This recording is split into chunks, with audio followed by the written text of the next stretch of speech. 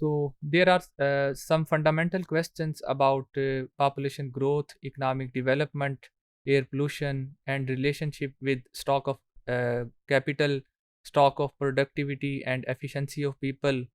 तो हम आज इसी चीज़ को देखेंगे कि पॉपुलेशन के इफ़ेक्ट्स क्या हैं इन सारे वेरिएबल्स के ऊपर, इन्वायरमेंट को और रिसोर्सेज को ये कैसे अफेक्ट करती है। तो जो रिलेशनशिप हम आने वाले मॉड्यूल्स में डिस्कस करेंगे वो ये है कि पॉपुलेशन की वजह से स्टॉक ऑफ कैपिटल पे क्या असर पड़ता है।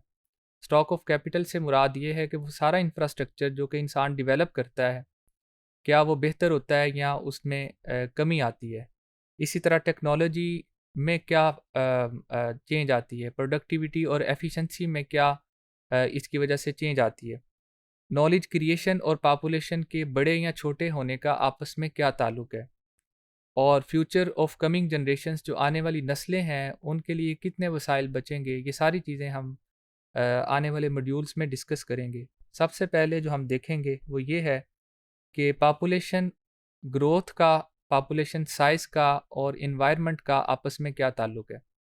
आम तौर पे ऐसा होता है कि जब किसी मुल्क की पॉपुलेशन बढ़ती है तो पोल्यूशन भी साथ ही बढ़ती है और एयर पोल्यूशन बढ़ सकती है, इंडस्ट्रीज़ लगती हैं, और उसके साथ साथ जब तरक्की होती है तो उसकी वजह से एनवायरमेंटल जो हैज़र्ड्स हैं वो साथ साथ इमर्ज होती हैं मार्केट के अंदर। क्या हमेशा ऐसा ही होता है या एक ख़ास लेवल के बाद इनका जो डिक्लाइन शुरू होता है या ये बढ़ते चले जाते हैं?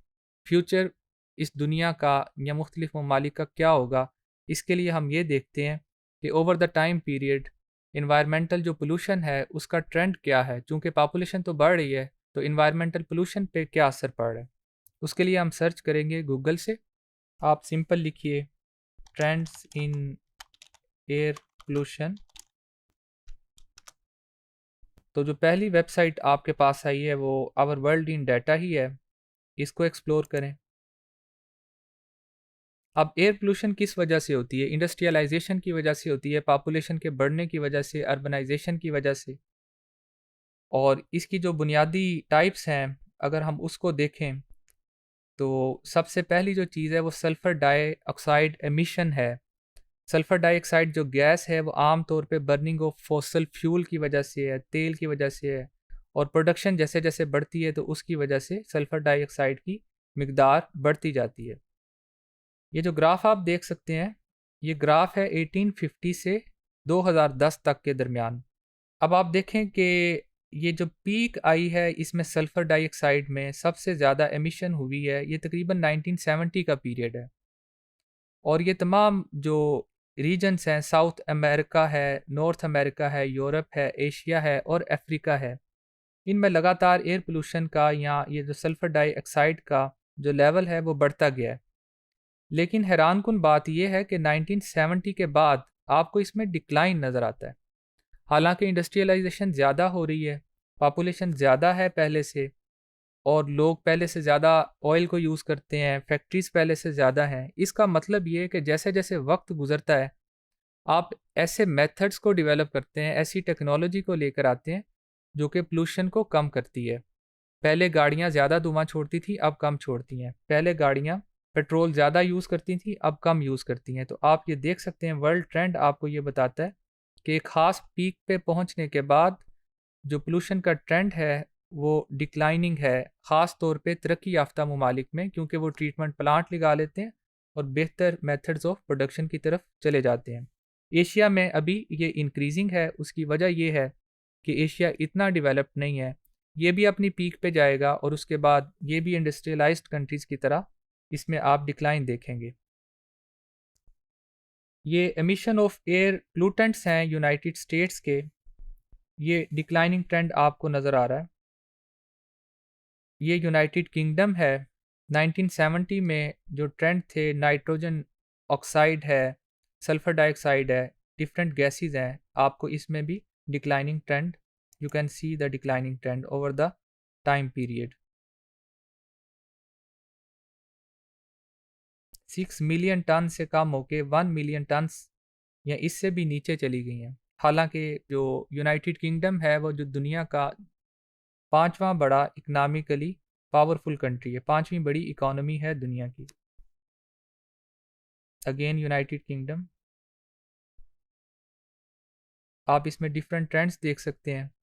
ये air pollution mean annual exposure है फ्रॉम 1990 टू 2016। ये जैसे जैसे आप रेड शिफ्ट की तरफ जाएंगे तो इसका मतलब ये कि ये ज़्यादा है। ओवर द टाइम पीरियड आप इसका ट्रेंड देखें।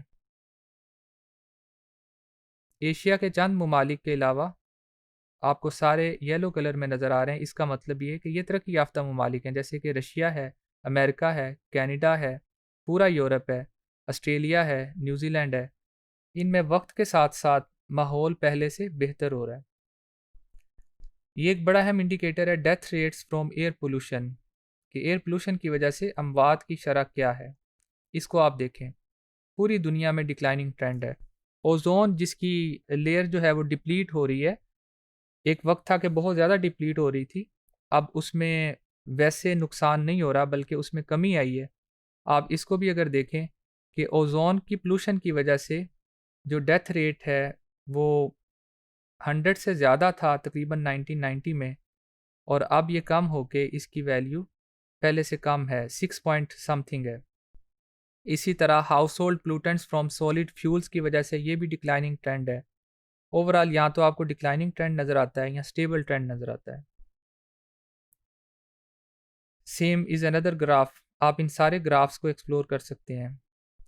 2017 में और 1990 में जो फ़र्क है वो भी यही बताता है कि ओवर द टाइम पीरियड इंसान बेहतर टेक्नोलॉजी की तरफ जा रहा है, जिसकी वजह से इन मसाइल में कमी का सामना है, ख़ास तौर पे डेवलप्ड कंट्रीज़ में। लेकिन डेवलपिंग कंट्रीज़ में अभी ये एक मेजर मसला है और फ्यूचर में भी होगा। ये एब्सोल्यूट नंबर ऑफ डेथ्स हैं from air pollution by different reasons. This is increasing because this is absolute number of death है।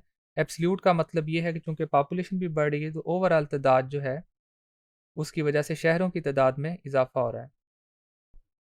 ये बाय कंट्री हैं।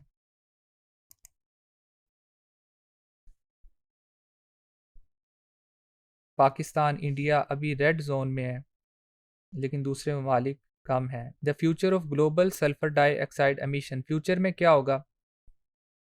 इसमें आप चाइना को देख रहे हैं, किसी कंट्री को ऐड भी कर सकते हैं, इंडिया को भी देख सकते हैं। इसमें फ़िलहाल ज़्यादा कंट्रीज़ का डाटा नहीं है, इसलिए पाकिस्तान को यहाँ से सर्च नहीं किया जा सकता। So these are some of the facts and figures regarding air pollution. Over the time period, overall trends are it is declining in advanced countries and it is increasing in developing countries. But after some time, it will decline as it has happened in developed countries.